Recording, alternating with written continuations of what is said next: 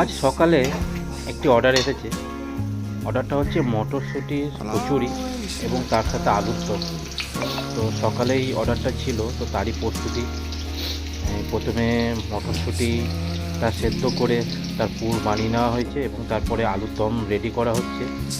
আলুর দমটা রেডি করে তারপরে আলুর দম এবং কলাইশুঁটি কচুরি রেডি করে অর্ডারটা কমপ্লিট করে দিলাম। তো অনেকটাই টাইম লেগেছে এবং রবিবার দিন একটু চাপেই ছিলাম, কারণ দুটো অর্ডার ছিল। এটার অর্ডার পরে আবার বিকেলবেলা আর একটা অর্ডার ছিল। তো দুটো অর্ডারই করতে একটু টাইম লাগে। আর যে অর্ডারটা করেছে সে আমাকে খুব ভালোভাবে চেনে এবং খুব ভালোবাসে আমাকে। তো প্রায় সময় সে আমার কাছ থেকে অর্ডার করে, টুকটাক অর্ডারগুলো পাই।